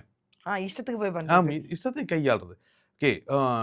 ஃபார் எக்ஸாம்பிள் ஒரு ட்ரேட ஒரு இன்வெஸ்ட்மென்ட்ட ஹேண்டில் பண்றீங்கன்னா, எந்த ஒரு இன்ஃபர்மேஷனும் இல்லாம, எந்த ஒரு ரிசர்ச்சும் இல்லாம, எந்த ஒரு அனலைஸும் இல்லாம, எனக்கு தோணுச்சு, நான் பண்ணுனேன் அப்படின்னு போட்டது 100% ஆஃப் கேம்பிள். ம். இத சக்சஸ் ஆகுறதுக்கும் வாய்ப்பே இல்ல. ம். 100% ஆஃப் கேம்பிளிங் சக்சஸ் ஆகாது. இல்ல நான் வந்து பெரிய ஆளு, நான் எல்லாத்தையும் ரிசர்ச் பண்ணி, அதெல்லாம் பண்ணி தான் நான் பண்ணுவேன் அப்படின்னு 100% ஆஃப் ரிசர்ச்குள்ள இறங்கிட்டீங்கன்னா, இங்க நீங்க ட்ரேடே எடுக்க முடியாம போயிரும். பிகாஸ் லாட் ம். ஆஃப் இன்ஃபர்மேஷன் வந்து உங்கள பேரலைஸ் தான் பண்ணும். ம். நெறைய இன்ஃபர்மேஷன் கேதர் பண்ண நீங்க பேரலைஸ் தான் ஆகும். அப்ப 100% இன்ஃபர்மேஷனும் 2மே மார்க்கெட்ல டேஞ்சரஸ். வொர்க் அவுட் ஆகாது. ம். 100% இன்ஃபர்மேஷன் நீங்க மார்க்கெட்டுக்குள்ளேயும் போக போ முடியாது. முடியாது. 0% ஆஃப் இன்ஃபர்மேஷன் அண்ட் 100% ஆஃப் கேம்பிளிங்ல நீங்க இருக்கிறது எல்லாத்தையுமே இழந்துருவீங்க. ஸோ பெர்ஃபெக்ட் காம்பினேஷன் அப்படிங்கிறது 80% of information and 20% of risk taking. அதத்தான் நம்ம கேம்பிள் புஷ் அப்படிங்கிறோம். ம். அந்த 20% ஆஃப் ரிஸ்க் நம்ம ஹேண்டில் பண்றோம் இல்லையா? அதத்தான் நம்ம கேம்பிள் இருக்கிறோம். அந்த கேம்பிள் என்ன? ஓகே என்னோட மேக்ரோ எக்கனாமிக்ஸ் நல்லா இருக்கும். ம். என்னுடைய மேக்ரோ எக்கனாமிக்ஸ் சூழ்நிலை கரெக்ட்டா இருக்கணும். சூழ்நிலை கரெக்ட்டா இருக்கும். யூ ஹேவ் டு டேக் ஒரு 20% ரிஸ்க்க நீங்க மார்க்கெட்ல எடுத்தே ஆகணும். அந்த 20% of risk is your gamble. Success comes from how you are handling that gamble. ம். ஓகே. நான் 20% ஒரு பொசிஷன் பண்ணிட்டேன். ரிலையன்ஸ் இன்வெஸ்ட் பண்ணிட்டேன். Whatever it is. இப்போ நெனச்ச மாரி மேக்ரோ எக்கனாமிக்ஸ் நல்லா இருக்கு. அம்பானி அடுத்த நாள் ஹெலிகாப்டர் ஏறி டாட்டா காமிக்கிறாரு. ரிலையன்ஸ் ஸ்டாக் ஏறும். பிரச்சனை கிடையாது. சூப்பர். சப்போஸ் அவருக்கு நம்ம இன்னொரு எதிர்பார்க்க ப்ராபபிலிட்டி. ஆமா. மார்க்கெட் இறங்கும்ல. அப்போ நீ அத எப்படி ஹேண்டில் பண்ற? ம். மார்க்கெட் உனக்கு கரெக்ட். எகைன்ஸ்டா சேல் பண்ணும்பொழுது, நீங்க அப்படி எப்படி ஹேண்டில் நீ வந்து பண்றீங்க? எப்படி அத ஹேண்டில் பண்ற? அதுதான் உன்னுடைய கரெக்ட். சக்சஸ தீர்மானிக்கும். தீர்மானிக்கும். அதுதான் உன்னோட கரெக்ட். சக்சஸ தீர்மானிக்கும். கரெக்ட். நீங்க ஆக்சுவலி சொன்ன ஒரு இன்ட்ரஸ்டிங்கான விஷயம் எதுலன்னா, அந்த 100% எனக்கு எல்லாம் தெரியும். நான் படிச்சுக்கிட்டே இருப்பேன். எனக்கு தெரிஞ்ச சில பேர் கூட எப்படின்னா, நான் மார்க்கெட்ட அண்டர்ஸ்டாண்ட் பண்ணிட்டு தான் உள்ள வருவேன் அப்படின்னு சொல்லிட்டு, இன்னி வரைக்கும் எதுவுமே பண்ணாம இருக்காங்க. ஒரு இன்ஆக்ஷனுக்கும் போயிடுறாங்க. எப்படின்னா நான் படிக்கிறேன். நான் வந்து மார்க்கெட்ட டெய்லி பார்த்துட்டே இருப்பாங்க. ஆனா உள்ள போய் அத பிராக்டிகலா போயிட்டு அது இன்வெஸ்ட்டோ, ட்ரேடோ பண்ணவும் மாட்டாங்க. ட்ரேடோ எடுக்க மாட்டாங்க. வெளியவே நின்னுட்டு நான் பார்த்துக்கிட்டே இருக்கேன். அப்படிங்கிற மாரியான ஆட்களும் நெறைய பேர் ஆக்சுவலா இருக்காங்க. இல்ல ஆக்சுவலா வந்து இது எப்படின்னா, நீங்க மார்க்கெட்டை வந்து முழுசா கத்துக்கிட்டு உள்ள வர்றது அப்படிங்கிறதுக்குல்ல அது வந்து ரிட்டையர்ட் ஆயிருவோம். இம்பாசிபிள் அது ஆமா. ஆக்சுவலா. ஓகே. முதல்ல வந்து இப்போ நம்ம டிரைவிங் இருக்குல்ல, ஒரு டிரைவிங் கத்துக்கிறோம்னா, நம்ம என்ன பண்ணுவோம்னா, ஃபர்ஸ்ட் ஒரு 7 நாள் கிளாஸ் போவோம். ம். டிரைவிங் கிளாஸ் போயிட்டு, ஓகே இதுதான் பேசிக்கான விஷயம். ஓகே ம். இதான் ஸ்டியரிங்கு. இத திருப்புனா வண்டி திரும்பும். இது பிரேக் அமுத்துனா ஆக்ஸலரேட்டர், நிக்கும். பிரேக். எக்ஸலரேட்டர் அமுத்துனா ம். போகும். கியரு கண்ட்ரோல் பண்ற மாரி இருக்கும். இதெல்லாம் நம்ம பேசிக்கா கத்துக்கிறோம். ஓகே. நீங்க வந்து நான் ரேஸ் ட்ராக் ஓட்டி பார்த்துட்டு, எல்லாம் பண்ணிட்டு தான் நான் ரியல் டைம்ல வண்டி ஓட்டுவேன்னு நீங்க முடிவெடுத்தீங்கன்னா, ஓட்டவே மாட்டோம். ஆமா. கடைசி வரைக்கும் நீங்க சிமுலேஷன்ல கேம்ல வேணா கார் ஓட்டிக்கிட்டு இருக்கலாம். அப்போ ஒரு பேசிக்க நான் தெரிஞ்சுக்கிறேன். ஓகே. ஒரு பேசிக்க நான் தெரிஞ்சுக்கிறேன். ஒரு 4 தடவ டிராஃபிக்ல ஓட்டுனீங்கன்னா தான், இப்ப ட்ரம்ப் கூட பேசி பேசி டாரிஃப்னே வருது. டிராஃபிக்கும் கூட வரமாட்டேங்குது. அந்த அளவுக்கு இந்த மனுஷன் நம்மள சோதிச்சு வச்சிருக்கிறாரு. ஆமா. ஓகே. டிராஃபிக்ல ஓட்டும்பொழுது, அப்பதான் பழகுவோம். ஃபர்ஸ்ட் டைம் என்ன இருக்கும்னா, கழுத்தையே வெளியிடுவோம். இந்த பக்கத்துக்காரன் கிராஷ் பண்ணிருவானோ, ம். இங்க இழுத்துருவானோ, முன்னாடி நம்ம விட்டுருவோமோ. நான் போக, போக, போக, போக ஒரு 2 வருஷம், 3 வருஷம் ஆக, ஆக, ஆக என்ன ஆகும்னா, அப்போ இந்த டிராஃபிக்ல நின்னோம்னா, அப்படியே இன்ஜின் ஆஃப் பண்ணி வச்சுட்டு, நம்மால் பாட்ட போட்டுட்டு, ஜாலியா ஜாலியா சிக்னல்லே என்ஜாய் வந்தோம். பண்ணிக்கிட்டு இருப்பான். ஓகே. கரெக்ட். ஸோ எக்ஸ்பீரியன்ஸ் அப்படிங்கிறது மார்க்கெட்ல மேட்டர். ஓகே. அப்போ முழுசா கத்துக்கிட்டு நீங்க உள்ள வர்றது வந்து ரொம்ப லேட் ஆயிரும். பட் வந்து ஒரு ஒண்ணுமே தெரியாம மார்க்கெட்டுக்குள்ள வந்தீங்கன்னா 10 நாள்ல அடிச்சு விரட்டி வெளிய விட்டுருவாய்ங்க. கரெக்ட். ஓகே. மார்க்கெட்ல ஒரு பேசிக் எஜுகேஷனோட வாங்க. என்ன செயல்படுது? எப்படி செயல்படுதுன்னு ஒரு பேசிக் எஜுகேஷனோட வாங்க. ஸ்டெப் பை இந்த இடத்துல டிஸ்க்ளைமர் பார்த்தாலும் 90% வந்து லாஸ் பண்றாங்க. 90% ஆஃப் த ட்ரேடர்ஸ் எல்லாம் வந்து ஆப்ஷன் ட்ரேடிங்னாலே ஒரு பயமும் ஒரு சைடுல இருக்கு. இது ட்ரேடர்ஸ் வந்து லாஸ் பண்றாங்க. இப்ப இந்த லாஸ் பண்றாங்க அப்படிங்கிற ஒரு அந்த டேபு இருக்குல்ல. ஓகே இது பண்றது லாஸ் நடக்கும். அப்படிங்கிற டேபுவ வந்து எஜுகேஷன் மூலமா, இல்ல லேர்னிங் மூலமா ரிமூவ் பண்ணலாம். கரெக்ட். பட் இவ்ளோ மக்களுக்கு நம்ம எப்படி வந்து அந்த லேர்னிங்க குடுக்க முடியும்? இதுக்கு வந்து எந்தெந்த மாரியான ஆல்டர்னேட்டுங்கிறத விட காம்ப்ளிமென்டரியா என்னென்ன சொல்யூஷன்? உதாரணத்துக்கு வந்து நல்ல டெக்னாலஜி பிளாட்ஃபார்ம், இல்ல எதனா ஆட்டோமேஷன், இல்ல அவங்களுக்கு வந்து எப்படி ஒரு ட்ரேடருக்கு நம்ம ஒரு சப்போர்ட் பண்ண முடியும்? லேர்னிங் குடுக்கறது தவிர, மத்த நம்மள மாரி பார்ட்டிசிபென்ட்ஸ் மார்க்கெட்ல இருக்கிற பீப்பிள் வந்து எப்படி வந்து ஒரு ட்ரேடருக்கு வந்து நம்ம சப்போர்ட் குடுக்க முடியும் இந்த விஷயத்துல? இல்ல ஃபர்ஸ்ட் ஆஃப் ஆல் வந்து அ 2 விஷயத்த நம்ம இங்க டிஸ்கஸ் பண்ணலாம். ஒண்ணு வந்து மார்க்கெட்டுக்குள்ள வர்றது அப்படிங்கிறது இருக்குல்ல. பேசிக்கா ஒரு லேர்ன் பண்ணிட்டு வந்துர்றான். நீங்க டெக்னாலஜி என்ன ப்ரொவைட் பண்ணீங்கனாலும், எவ்வளோ டெக்னாலஜி வேணாலும் நம்ம குடுக்குறோம்னு வச்சுக்கோங்களேன். ஓகே. எல்லா டெக்னாலஜியும் நம்ம குடுக்குறோம். அவனுக்கு யூஸ் பண்ண தெரியணுங்கிறது தான் இங்க கரெக்ட். ஃபர்ஸ்ட்டு விஷயமா இருக்கு. நீங்க நெறைய பேர நம்ம பார்க்குறோம். இப்ப நான் ஸ்டாக் மார்க்கெட்குள்ள வந்த காலத்துலலாம் ஆஃப்லைன் ட்ரேடிங் தான். ம். ஆஃப்லைன் ட்ரேடிங் தான். விலை பார்க்கறதுக்கே எப்படி இருக்கும்னா, இந்த டிவில கீழ ஸ்க்ரோல் ஆகிட்டு இருக்கும். ஆமாமாமா. ஒரு கரெக்ட். ஸ்டாக்கோட விலைய பார்த்தா, நான் ஃபர்ஸ்ட் டைம் பார்க்கும்பொழுது, அடுத்து ரிலையன்ஸ் வா, வா, வா, வா சுத்திக்கிட்டே இருக்கும். ஒரு 15 நிமிஷம் கழிச்சு தான் அது சுத்தி முடிச்சுட்டு, அந்த வரும். விலை வரும். ஒண்ணு புரோக்கரேஜ் ஆஃபீஸ்ல போய் உட்கார்ந்து நான் ஆர்டர் போடணும். இல்லைன்னா ஃபோன் பண்ணி ஆர்டர் போடணும். இதுதான் அதுக்கப்புறம் இந்த நெஸ்ட் மாரியான சாஃப்ட்வேர்கள் வந்துச்சு. ஒரு 2003க்கு மேல அது கொஞ்சம் ஆன்லைன்லாம் ப்ராசஸ் எல்லாம் ஸ்டார்ட் ஆச்சு. இப்படி டெக்னாலஜி போய்க்கிட்டே இருக்கு. பட் வந்து எங்கூட அப்போ ட்ரேட் பண்ணிக்கிட்டு இருந்த ஒருத்தரு, இன்னைக்கு வரைக்கும் புரோக்கரேஜ்க்கு ஃபோன் பண்ணி தான் ஆர்டர் போட்டுக்கிட்டு இருக்காரு. ம். புரோக்கரேஜ்க்கு ஃபோன் ஃபோன் பண்ணி பண்ணி தான். தான் ஆர்டர் போட்டுக்கிட்டு இருக்காரு. ஏன்னா அவரு பழகிட்டாரு, கன்வீனியன்ட் ஆயிருச்சு இந்த மாதிரியான விஷயம். அப்போ 2 ப்ராசஸ் இருக்கு. நீங்க டெக்னாலஜிய கொண்டு வரது ஒண்ணுனாலுமே, அந்த டெக்னாலஜி எப்படி யூஸ் பண்றதுன்னு அவனுக்கு புகுத்துறது இருக்குல்ல. ம். எப்படி அவங்க கம்ஃபர்டபுளா அதுக்குள்ள ஆமா. கொண்டு அது வரணும். அது இருக்குல்ல. அந்த விஷயத்துல மார்க்கெட் பார்ட்டிசிபென்ட்ஸ் கவனம் செலுத்தணும். ம். ஏன்னா இப்போ மார்க்கெட் பார்ட்டிசிபென்ட்ஸ பொறுத்தவரைக்கும், மேக்ஸிமம் என்ன நடக்குதுன்னா, ஒரு அக்கவுண்ட் ஓப்பன் பண்ணுனதுக்கு அப்புறம், அத வாங்குங்க, இத வாங்குங்க அல்லது அந்த மாதிரியான கைடன்ஸ காட்டிலும், ம். அந்த மாரி கைடன்ஸ்லயே போயிட்டு இருந்தோம்னு வச்சுக்கோங்களேன், அவன் அவன் டிபெண்டன்ட் ஆயிருவான். அவங்களுக்கு ஆட்டோமேட்டிக் கார் ஆமா. மாரி அவங்களே அத வந்து ஒரு செயல்படுத்தணும். டிபெண்டன்ட் ஆயிருவான். ஒரு கட்டத்துக்கு மேல அவன் செயல்படுறது முடங்கி போயிரும். அப்போ அவன் என்ன பண்ணணும்னா, ஒரு மார்க்கெட் பார்ட்டிசிபென்ட்ஸ பொறுத்தவரைக்குமே, ஒருத்தன் உள்ள வர்றான்னா, அவன ரெடி பண்ணி விட்டுறணும். கரெக்ட். ஓகே. இங்க பாருப்பா, இதெல்லாம் டெக்னாலஜி, இதெல்லாம் இருக்கு. இதில வச்சு இதெல்லாம் பண்ணலாம். இதெல்லாம் இருக்கு. இதுக்கான ஒரு 10 ட்ரேடிங் செஷனோ ஏதோ ஒண்ணு. இனிஷியலா வந்து நம்மளுடைய ஃபோக்கஸ் அப்படிங்கிறது அந்த ரெவென்யூ நோக்கி இல்லாம, அல்லது இனிஷியலா வந்து அந்த ட்ரேடருடைய ஃபோக்கஸுமே எத நோக்கி இருக்கக்கூடாது? அவன் ப்ராஃபிட் நோக்கி இருக்கக்கூடாது. ஆமா. ஓகே. இனிஷியலா என் ட்ரேடருடைய ஃபோக்கஸும் ப்ராஃபிட் நோக்கி இருக்கக்கூடாது. ஒரு பார்ட்டிசிபென்ட்டோட ஃபோக்கஸும் ரெவென்யூ நோக்கி இருக்கக்கூடாது. இவன ஃபர்ஸ்ட் அவன ட்ரெயின் எஜுகேட் பண்ணி, பண்ணணும். எஜுகேட் பண்ணி அவன உட்கார வச்சுட்டீங்கன்னா, இதெல்லாம் என்கிட்ட இருக்கு. இதில் நீ இது தட்டினா இது வரும், இது தட்டினா இது வரும்னு ஒரு 2 மாதம் எஜுகேட் பண்ணி உட்கார வச்சுருக்கீங்க. அதுக்கப்புறம் அவன் போயிடுவான். அவன் லைஃப் லாங் ட்ரேட் பண்ண ஆரம்பிப்பான். கரெக்ட். ஓகே, அந்த மாதிரியான சிஸ்டம் வந்து இம்ப்ரூவ்மெண்ட்ஸ் வந்து நம்ம கண்டிப்பா எதிர்பார்க்கணும். கொடுக்கும். ஓகே. தட் இஸ் ஏன்னா அது வந்து இம்பார்ட்டன்ட். எல்லாருமே அத வந்து இப்போ எஜுகேஷனும் பண்றோம்னா, டெக்னாலஜி நம்ம கூடயே வளர்ந்துகிட்டு இருக்கு. ஸோ ஆமா, ஆமா. அந்த பத்தின நம்ம வந்து கண்டிப்பா பேசியிருக்கணும். அண்ட் இப்போ இன்னொரு விஷயம் என்னன்னா சார், இப்போ செபி பார்த்தீங்கன்னா, நெறைய சர்க்குலர்ஸ் குடுத்துட்டு இருக்காங்க. இப்போ ரீசென்ட்டா ஒரு கேஸும் நடந்துச்சு. நம்ம எல்லாரும் நியூஸ்ல பார்த்துருப்போம். ஆ பூனேல நடந்த அந்த கேஸ் பத்தி தான் சொல்றேன். எஜுகேஷன்ங்கிற பர்ப்பஸ்ல நெறைய பேர் நெறைய இஷ்யூஸ் நடந்துட்டு வருது. அதே மாரி அது மட்டும் இல்லாம ஜென்ரலா ஆப்ஷன் ட்ரேடர்ஸ்க்குமே கூட பார்த்தீங்கன்னா, செபி குடுக்குற ஒரு நெறைய விஷயங்கள் வந்து இன்னும் கிரே ஏரியாலயே இருக்கு. அது பிளாக் அண்ட் ஒயிட்டா இல்ல. இதுன்னு இல்லாம நெறைய ரூமர்ஸ்ன்னு சொல்ல முடியாது. பட் கைட்லைன்ஸ்லாம் குடுத்துட்டே வராங்க. ஆனா நான் ஒரு கிளாரிட்டி அது நம்மளுடைய இன்வெஸ்டர்ஸ்க்கும் சரி, இல்ல ட்ரேடர்ஸ்க்கும் சரி, என்ன நடக்கும் அப்படிங்கிற ஒரு தாட்டும் இருந்துட்டே இருக்கு. ஸோ நீங்க வந்து அந்த ஏதாவது ஒரு கிளாரிட்டி இல்ல எப்படி வந்து ஒரு ட்ரேடர் வந்து அத அணுகணும் அப்படின்னு நீங்க இல்ல நினைக்கிறீங்க? 2, 3 விஷயம். ஃபர்ஸ்ட் ஆஃப் ஆல் நம்ம அ ஸ்கேம்ஸ் அப்படின்னு எடுத்துக்குவோம் நம்ம. ம். ஓகே. ஸ்கேம்ஸ். ஃபர்ஸ்ட்டு வந்து மெயினான ஸ்கேம் வந்து ஸ்டாக் மார்க்கெட்ல அந்த டிப்ஸ் குடுக்குறது. ம். இந்த டெலிகிராம் சேனல்ல ம். இதுலலாம் வந்து இந்த டிப்ஸ் குடுக்குறது. ஆமா. அன்ரெஜிஸ்டர்டான பார்ட்டீஸ் அப்படியே ஆமா. போய் குடுக்கறது வந்து முதல்ல வந்து அ இத பத்தி நெறையா நெறையா பேர் பேசிட்டாங்க. நானும் நெறையா தடவ பேசியிருக்கேன்.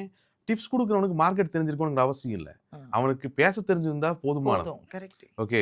ஒரு 100 பேர்த்த டெலிகாலிங்ல புடிச்சு 50 பேர்த்துக்கு வாங்க சொல்லலாம். 50 பேர்த்த விக்க சொன்னான்னா, 50 பேர்த்துக்கு உறுதியா ப்ராஃபிட் கிடைக்கும். 50 பேர்த்துட்ட அவன் கமிஷன் வாங்கிக்குவான். 50 பேர் திட்டிட்டு வெளிய போவான். அப்புறம் மறுபடியும் இன்னொரு 50 பேர்த்த புடிப்பான். இப்படியே தான் ஒரு மேக்ஸிமம் அன்ரிஜிஸ்டர்ட் ட்ரேடிங் அப்படிங்கிறது வந்து இப்படி தான் போய்க்கிட்டு இருக்கு. ஸோ டிப்ஸ் வாங்குறது அப்படிங்கிறது அ அன்ரிஜிஸ்டர்ட் பார்ட்டிகிட்ட அவன பார்த்திருக்க கூட மாட்டான் சார் இவன். அ ஃபோன்ல தான். ஓகே. அவனும் அத கூட தமிழ், ஹிந்தி எல்லாம் பேசுவான். சார் பெங்களூர்லருந்து கால் பண்ணுது. அப்படியா எனக்கு கால் குடுக்குதா? அப்படின்னு முடிச்சுடுவாங்க இவங்க. ஓகே. சார் உங்களுக்கு அப்ப கால் வந்திருக்கு. எல்லாத்துக்குமே வருங்க. டிமேட் அக்கவுண்ட் ஒருத்தன் ஓப்பன் பண்ணிட்டாலே, ம். அந்த நம்பர எப்படித்தான் பிடிக்கிறாங்கன்னு தெரிய மாட்டேங்குது. ம். நான் வந்து அ நம்மளுடைய ஃப்ரெண்ட்ஸ் அவன் டிமேட் அக்கவுண்ட்ட அப்பதான் ஓப்பன் பண்ணியிருப்பான். ம். 24 மணி நேரம் பிடிச்சிருக்காது. ம். Demat account user name password மெயில்ல வரும். ம். அடுத்த நிமிஷம் எங்கேயோ இருந்து கால். கால் வந்துரும். சார் நீங்க ட்ரேட் பண்றீங்களா சார்? நாங்க ரிசர்ச் அண்ட் அனலிஸ்ட் கம்பெனில இருந்து ஃபோன் பண்றோம். ரூ. 7,000 தான் சார். 7 நாங்க லட்சம் ஈஸியா காசு சாப்பாடு குடுப்போம். வச்சிடலாம் அப்படிங்கிற ம். மாரி அது போயிரும். ஸோ ஃபர்ஸ்ட்டு வந்து அ உங்களாலயே படிச்சு பண்ண முடியும்னா, நீங்களே படிச்சு பண்ணுங்க. டிப்ஸ மேக்ஸிமம் அவாய்ட் பண்ணிருங்க. அப்படியே டிப்ஸ் வாங்குறது மாரி இருந்துச்சுனாலுமே, ஏதாவது ரிஜிஸ்டர்ட். செபி ரிஜிஸ்டர்டு அனலிஸ்ட்ட்ட போங்க. ஈவன் செபி ரிஜிஸ்டர்ட் அனலிஸ்ட்டே அவர் டிப்ஸ் குடுக்கும்போது என்ன குடுப்பார்ன்னா, ஆஸ் பர் செபி கம்ப்ளைண்ட் 100% எல்லாம் இல்ல. இந்த 100% ரீசன்னால இத குடுக்குறேன். ரிஸ்க் உங்களோட இது அப்படிங்கிறத தான் ஒரு ரிசர்ச் அனலிஸ்ட் டிஸ்க்ளைமர் செபி குடுத்துட்டு தான் குடுப்பாங்க. ரிஜிஸ்டர்ட் டிஸ்க்ளைமரோட தான் குடுப்பார். ஸோ அ இதுல என்னன்னா, இந்த டிப்ஸ் வாங்குறதுல என்ன பெரிய டிஸ்அட்வான்டேஜ்ன்னா, நம்மளுக்கு என்ன நடக்குதுங்கிறது தெரியாது. இப்ப நீங்களா ஒரு ட்ரேட் எடுத்து ஒரு லாஸ் பண்ணீங்கனாலும் கூட, ஏன் அது அங்க அது நடக்கல? எதனால இந்த லாஸ் நடந்துச்சு? அப்படிங்கிற ஒரு அறிவ நோக்கி நம்ம நகர ஆரம்பிப்போம். ஒரு கட்டத்துல இத கரெக்ட் பண்ணிக்கலாம். கரெக்ட். ஆனா டிப்ஸ்ல என்ன ஆகும்னா, நீங்க 0வாவே இருப்பீங்க. வரும், போகும், வரும், போகும். அப்ப எண்ட் ஆஃப் தி மந்த் வந்து ஓகே 50 டிப்ஸ் வாங்கியிருக்கேன். 25 ஃபெயிலியர், 25 ப்ராஃபிட். ஓகே. அடுத்த நாள் 30 ப்ராஃபிட், ஓவரால் ப்ராஃபிட்டா இந்த மாசம் லாஸ். இப்படியே கால்குலேஷன் பண்ணிக்கிட்டே போயிட்டு இருப்பீங்களே தவிர, ஏன் இந்த மார்க்கெட் அது ம். லாஸ் ஆச்சு? ஈவன் நான் சொல்றது வந்து அன்ரிஜிஸ்டர்ட் பக்கமே போகாதீங்க. ம். அது கம்ப்ளீட்டா ஆமா. அவாய்ட் பண்றது அன்ரிஜிஸ்டர்ட் பெட்டர். பக்கமே போகாதீங்க. இந்த ஃபோன்ல கூப்பிட்டு எங்கிட்ட டிப்ஸ் வாங்குனா 100% எவன் சொல்றானோ உண்மையான நம்பர் ஃப்ராட். ம். போகவே போகாதீங்க. ஸோ அத ஃபர்ஸ்ட் அவாய்ட் பண்ணிக்கலாம். இந்த அன்ரிஜிஸ்டர்ட். ரிஜிஸ்டர்ட்லயுமே என்கிட்ட ஒரு 10,00,000 இருக்கு சார். ம். அப்படியே ட்ரேட் பண்ணி அப்படியே உடைஞ்சு ஓடி போயிரு. இந்த அக்கவுண்ட் ஹேண்ட்லிங் குடுக்கறத விட மோசமான ஒரு பிராக்டிஸ் இருக்குல்ல, இல்லவே இல்ல. இந்த டிப்ஸ் வாங்கி வரவனுக்கு கூட என்ன வாங்குனா, என்ன வித்தானாச்சும் தெரியும். இந்த ம். அக்கவுண்ட் ஹேண்ட்லிங் குடுத்ததுக்கு அப்புறம் எண்ட் ஆஃப் தி டே பணம் போயிருக்கும். அக்கவுண்ட் 0 ஆயிருக்கா இல்லையா? இவ்வளவுதான் தெரியும். ஸோ அக்கவுண்ட் ஹேண்ட்லிங்க பொறுத்தவரைக்குமே கேர்ஃபுல்லா தான் ரொம்ப பண்ணணும். கேர்ஃபுல்லா பண்ணணும். அப்படியே பண்ற மாரி இருந்துச்சுனாலுமே, நெறைய பேங்க்ஸ், நெறைய ரிஜிஸ்டர்ட் பிஎம்ஸ் வந்து பிஎம்எஸ் சர்வீசஸ் புரொவைட் பண்றாங்க. Okay. Portfolio management service provide பண்றாங்க. ப்ராப்பரா அக்ரீமெண்ட் சைன் பண்ணி அந்த மாரி போங்க. தனிப்பட்ட நபர்கிட்ட நான் உங்களுக்கு அக்கவுண்ட் ஹேண்டில் பண்ணி உங்களுக்கு 10% தர்றேன். ம். அதுல எனக்கு 1% கிடைச்சா எனக்கு குடுத்தீங்கனாலும் போதும். இந்த மாரி பிரைவேட் அக்கவுண்ட் ஹேண்ட்லிங்கே விட்டுருங்க. ஓகே. 3வது சரி இதெல்லாம் பிரச்சனையா இருக்கு. எஜுகேஷன் சைடு போலாம் அப்படின்னு சொன்னா, எஜுகேஷன் போனா தான் நம்மாள் இப்போ அ ரீசென்ட்டா வந்த நியூஸ் வெ இது. துப்பரக்கா வச்சு படுத்துட்டு இருக்காரு. ம். எஜுகேஷன் சைடு படிக்க போறது தப்பு இல்ல. அதுலலாம் இல்ல. நானும் நெறைய பேர்த்துக்கு டீச் பண்றேன். நெறைய பேர்த்த பயன் பண்றேன். படிக்க போறதெல்லாம் தப்பு இல்ல. பட் யார்கிட்ட படிக்கிறீங்கன்னு ஒரு விஷயம் இருக்குல்ல. நம்ம ஆளு எப்படி மென்டர செலக்ட் பண்ணுவான்னா, ப்ராஃபிட் அண்ட் லாஸ் ஸ்டேட்மெண்ட் காமி. ம். Okay. Profit and loss statement. Statement காமி. அந்த நம்ம ட்ரேடரு. இந்த நேத்து மட்டும் நான் ரூ. 1,00,000 ப்ராஃபிட் பண்ணியிருக்கேன். இந்த என்னோட ப்ராஃபிட் அண்ட் லாஸ் ஆ ஸ்டேட்மெண்ட். எடுத்து அதுக்கு காட்டுங்க. முந்தின நாள் ரூ. 10,00,000 ஆ போயிருக்கும். அத பத்தி கேட்கணும்னு அதெல்லாம் சொன்னாங்க. நீங்க எப்படி அத நீங்க கேதர் பண்ணுவீங்க? ஓகே. மந்த்லி ஸ்டேட்மெண்ட் காமிம்பா. போன மாசம் என்னோட ஓவராலா ப்ராஃபிட் இருக்கு. இந்த மாசம் லாஸ் ஆயிருக்கு. இந்த எத்தன வருஷத்தோட ப்ராஃபிட் அண்ட் லாஸ் ம். பண்ட்டேன். நான் ஆக்சுவலா ஒரு இன்டர்வியூலயும் கூட இத சொன்னேன். வெறும் ப்ராஃபிட் அண்ட் லாஸ் ஸ்டேட்மெண்ட்ட வச்சுட்டு ஒரு நம்பி மென்டர போகாதீங்க. செலக்ட் பண்ணாதீங்க. அ நெறைய பேர் ப்ராஃபிட் அண்ட் லாஸ் ஸ்டேட்மெண்ட்டே இப்ப போலியா தயாரிக்க முடியும். அதுக்கு நெறைய ஆப் இருக்கு. ஏஐ கிட்ட ஏஐ வச்சு ரெடி ஆமா. பண்ணலாம். அது எனக்கு ஜீரோதாவோட ப்ராஃபிட் அண்ட் லாஸ் ஸ்டேட்மெண்ட்ட ரெடி பண்ணி குடுன்னா, அது குடுக்குது. குடுக்குது. ம். ஓகே. அப்போ ஒரு மென்டர செலக்ட் பண்றது அப்படிங்கிறது, வெறுமனே ஒருத்தருடைய ப்ராஃபிட் அண்ட் லாஸ் ஸ்டேட்மெண்ட்டோ, இல்ல அவர Instagramல பார்க்கறதுனாலயோ, ஒரு YouTubeல அவரு தெளிவா பேசுறதுனாலயோ இல்ல. ஓகே. ஒரு 5 நிமிஷம் ப்ராஃபிட் அண்ட் லாஸ் பாருங்க, பார்க்காம இருங்க. உங்களுடைய விருப்பம். அவர் யூடியூப பாருங்க. இல்ல அத பார்த்து இம்ப்ரெஸ் ஆயி போங்க. அது உங்களோட விருப்பம். பட் அது கூட அடிஷனலா வாட் இஸ் ஹிஸ் குவாலிஃபிகேஷன்? ம். Okay. What is his qualification? Okay. ஒரு ஊசி போட போறோம்னா, டாக்டரோட குவாலிஃபிகேஷன் என்னன்னு தேவை. பார்க்குறோம்ல. கரெக்ட். இட்ஸ் எம்பிபிஎஸ்ஸா? ஓகே. பார்க்குறோம்ல. ஒரு வீடு கட்டுறோம்னா, இன்ஜினியர கூப்பிட்டு பார்க்குறோம்ல. Qualification okay. இவன் படிச்சிருக்கான். ஆர்க்கிடெக்டா? பார்க்குறோம்ல. ஓகே. நீங்க காலேஜ்ல ஜாயின் பண்ண போனீங்கனாலே, உங்களுக்கு காலேஜ் ஸ்டாஃப் எடுக்கக்கூடிய ஸ்டாஃப் எம்.ஏ இருக்கணும்னு சொல்லுதுல்ல. நீ பிஇ முடிச்சிருக்கீங்களான்னு படிக்க பார்க்குறோம். போனோம்னா, அவன் எடுக்கக்கூடிய ஸ்டாஃப் எம்.ஏ ம். இருக்கணும்ங்கிறத ம். சொல்லுதுல்ல. கரெக்ட். அப்போ இதுக்கு மட்டும் என்னது குவாலிஃபிகேஷன் உங்களுக்கு? அதுவும் வெறும் பணம் ப்ராஃபிட் அண்ட் லாஸ் சம்பந்தப்பட்ட ஸ்டேட்மெண்ட். விஷயத்துக்கு. கரெக்ட். செபி வந்து அதை ப்ராஃபிட் அண்ட் லாஸ் ஸ்டேட்மெண்ட்ட காமிச்சு ஸ்டூடண்ட்ஸ சேர்க்கிறதே தப்புங்குது. தப்பு அது ஆக்சுவலா ரூல் படி. ஓகே. கரெக்ட். ஆனா நம்மால அதத்தான் கேட்பேன். ம். ம். அதுல ஃபோர்ஜரி பண்ண முடியும். தொடர்ந்து ஒரு ப்ராஃபிட் பண்ணிட்டு இருக்கான். அதெல்லாம் பாருங்க, பார்க்காம விடுங்க. அத பத்தி டான்ஸ் ஆடிட்டே சொல்லிக் குடுத்தா தான் எங்களுக்கு எனர்ஜெட்டிக்கா இருக்கும்னா மாட்ட வேண்டியது தான். ம். ஓகே. 40,00,000. ஆனா ஒரு எஜுகேஷன்ஸ பொறுத்த வரைக்குமே ஃபீஸ ஸ்டேபிளைஸ். கோட்டு ம். போட்டிருந்தா ஒரு ஃபீஸ், கோட்டு போடலைன்னா போடலன்னா ஒரு ஃபீஸ். ஒரு ஃபீஸ். இதெல்லாம் இல்ல. ஓகே. இந்த கோர்ஸ் என்ன சொல்லி தராங்க, இதுக்கு அந்த ஃபீஸ் ஒர்த்தா? இதெல்லாமே பார்த்துட்டு நீங்க ஜாயின் பண்ணிக்கலாம். அதுக்கு அடுத்து ஒரு ஸ்கேம்ல வந்து மாட்றான். ம். இந்த சாஃப்ட்வேர்ஸ். ம். ஓகே. இதுக்கு முன்னாடி கூட நான் பேசியிருக்கேன். ஃபார் எக்ஸாம்பிள் உலகத்துல இருக்கக்கூடிய எல்லாரும் ஏஐ பயன்படுத்த ஆரம்பிச்சுட்டான்னு வச்சுக்கோமே. ஓகே. மேபி இன்னொரு 10 இயர்ஸ்ல டவுன் த லைன். இப்போ ஒரு ஏஐ வந்து இந்த கம்பெனிய அனலைஸ் பண்ணி பார்த்துட்டு, உண்மையாலுமே அது நல்ல கம்பெனி. ஏஐ அனலைஸ் பண்ணி பார்த்துட்டு, பக்காவான ஒரு ஸ்கிரிப்ட் பக்காவான ஒரு ஸ்டாக்கு எல்லாமே நல்லா இருக்கு. இந்த ஸ்டாக்க நீங்க பை பண்ணலாம்னு ஒரு ஏஐ வந்து ஓப்பன் சஜஷன் குடுத்ததுன்னா, எல்லாரும் நம்ம பை பண்ண போறோம். ரைட்டா? எல்லாரும் பை பண்ண போறோம். யார் செல் பண்ணுவா? ம். மார்க்கெட்டோட அடிப்படை என்ன? ஒரு பை நடக்கும்பொழுது ஒரு செல் செல் நடந்தா தான் பை நடக்கணும். நடக்கும். அப்பத்தானே பையே நடக்கும். ஒரு பையரும் செல்லரும் சேர்ந்தா தானே இல்லன்னா செல் இல்லன்னா நடக்கும். பிரைஸோட இது வொலாட்டிலா ஆமா. போகும். நீங்க நீங்க வாங்கறதுக்கு எல்லாம் ரெடியா இருந்தா, விக்கிறதுக்கு எவனுமே ரெடியா இல்லைங்கிற பட்சத்துல ட்ரேடே நடக்காது. நடக்காது. ட்ரேடே நடக்காது. அப்போ பாதிக்கு பாதி பேர் அந்த ரெக்கமெண்டேஷனுக்கு எகெயின்ஸ்டா செயல்பட்டா தானே இங்க ட்ரேடே பாசிபிள். ஆமா. இது நம்ம நெறைய இடத்துல பேசிட்டோம். ஏஐ யூஸ் பண்றதோ அல்லது முடியாது. ம். நீங்க ஒரு பொட்டி கடை ஆரம்பிக்கணும்னாலும் கூட கொஞ்சம் 1 டைம் எடுக்கும். மாசம் ஆமா. ஆமா. 1 மாசம் ஆயிரும். ஓகே. பொட்டி கடைக்கு பக்கத்துல ஸ்கூல் இருந்துச்சுன்னா, அவனோட பொட்டி கடைக்கு வந்து முட்டாய் எய்ம் பண்ணணும். முட்டாய் வாங்குறது பார்க்கணும். பொட்டி கடைக்கு பக்கத்துல ஒயின் ஷாப் இருந்துச்சுன்னா, அவன் சிகரெட்ட நோக்கி போகணும். கரெக்ட். ஓகே. அந்த பொட்டி கடை கன்ஸ்ட்ரக்ட் பண்றது வந்து ஓவர் நைட்ல நடந்துராது. ஆனா ம். ஸ்டாக் மார்க்கெட் அக்கவுண்ட் ஓப்பன் பண்றது ஓவர் நைட்ல நடக்கும். நடக்கிற ஒரு விஷயம். ஓகே. ஓவர் நைட் டெக்னாலஜி இருக்கு. அப்போ என்ன ஆயிருதுன்னா, உடனடியா உள்ள வந்துடுறான். உடனடியா அவன் உள்ள வந்துட்டதுனால, ஓகே. அவனோட புரிதல் அப்படிங்கிறது ரொம்ப கம்மியா இருக்கும். இந்த பார்ட்டிசிபென்ட்ஸ்க்குமே புரோக்கரேஜ் மாரியான நிறுவனங்களுக்குமே என்ன ஆகும்னா, அவன தக்க வைக்கிறது கஷ்டமா போயிருது. ம். புரியுது. அவன தக்க வைக்கிறது கஷ்டமா போயிருது. அவன் வருவான், ஒரு 10 தடாபுடலா பண்ணுவான். அதுக்கப்புறம் காணாம போயிருவான். ம். இதனால புரோக்கரேஜஸ்மே பெரிய அளவுல பாதிப்பு இருக்கும். பாதிக்கப்படும். ஏன்னா, இவன் புது புது கிளையண்ட்ட தேடிக்கிட்டே இருக்கணும் புரோக்கரேஜஸ். ம். கரெக்ட். வர்றவங்க ஸ்டேபிளா இருந்து ஒரு லைஃப் லாங் ட்ரேட் பண்ணக்கூடிய ஒரு பிசினஸா பண்றாங்க அப்படிங்கிற பட்சத்துல, அது ஒரு ரெவென்யூவான அவனுக்குமே நல்லது. 2 பேருக்கும் நல்லது இது. நல்லது. ம். அப்போ இந்த ப்ராசஸ் முடிச்சதுக்கப்புறம், ஒரு அக்கவுண்ட் ஓப்பனிங் ப்ராசஸ் முடிச்சதுக்கப்புறம், அவனுக்கான ஒரு எஜுகேஷன் வெபினார்ஸ், செமினார்ஸ் இந்த மாரியெல்லாம் போய் அவன எஜுகேட் பண்ணி, அதுக்கப்புறம் நீ பணத்துல கை வை அப்படின்னு சொன்னா, revenue maybe coming later. Revenue வந்து லேட்டரா வரலாம். பட் பட் வந்து சஸ்டைனபிளா இருக்கும். கான்ஸ்டன்ட்டா அது வந்துட்டே இருக்கும். ஒரு ஸ்டேபிளா போய்க்கிட்டே இருக்கும். கண்டிப்பா. கண்டிப்பா. சூப்பர். சார் இப்ப நீங்க ஒரு இன்வெஸ்டராவும் இருந்திருக்கீங்க, ட்ரேடராவும் இருந்திருக்கீங்க. ஸோ நீங்க 2 சைடுமே பார்த்திருக்கீங்க. நிறைய பேருக்கு அது வித்தியாசமும் தெரியும். ட்ரேடருடைய பெர்ஸ்பெக்டிவ் வேற, இன்வெஸ்டரோட பெர்ஸ்பெக்டிவ் வேற. உங்களுக்கு வந்து எது ஃபேவரட்டா இருந்துச்சு? உங்களுக்கு எது பிடிக்கும்? இன்வெஸ்டரா இருந்தது பிடிச்சதா? இல்ல ட்ரேடரா இருந்தது இல்ல பிடிச்சதா? முதல்ல வந்து ட்ரேடர், இன்வெஸ்டர்ஸ் அப்படின்னு நம்ம பேசணும்ல. இதுலயே நெறைய சப் டிவிஷன்ஸ் எல்லாம் இருக்கு. ம். ஓகே, இன்வெஸ்டர்னா நீங்க யாரு? ஷார்ட் டைம் இன்வெஸ்டரா? இல்ல லாங் டைம் இன்வெஸ்டரா? ம். ஓகே, ட்ரேடர்னா நீங்க யாரு? நீங்க இன்ட்ராடே ட்ரேடரா? பொசிஷனல் ட்ரேடரா? ஸ்விங் ட்ரேடரா? இல்ல ஸ்கேல்பரா? இல்ல ஒரு ஸ்ட்ராட்டஜிக்கல் ட்ரேடரா? இந்த ம். மாரி நெறைய விஷயங்கள் போகுதுல்ல. என்னுடைய எக்ஸ்பீரியன்ஸ்ல ம். ட்ரேடிங் அப்படின்னு நான் போயிட்டேன்னா, நான் என்ஜாய் பண்ணுறது அப்படிங்கிறது ஸ்ட்ராட்டஜிக்கல் ட்ரேடிங் தான் நான் ம். என்ஜாய் பண்ணுவேன். முதல்ல அடிப்படை விஷயம் என்னன்னா, மார்க்கெட்ட 2 வகையா ஹேண்டில் பண்ணலாம். ம். ஒண்ணு டைரக்ஷனல் ஹேண்ட்லிங், இன்னொன்னு நான் டைரக்ஷனல் ஹேண்ட்லிங். ம். ஓகே, மார்க்கெட்ட டைரக்ஷனலாவும் ஹேண்டில் பண்ணலாம், நான் டைரக்ஷனலாவும் ஹேண்டில் பண்ணலாம்.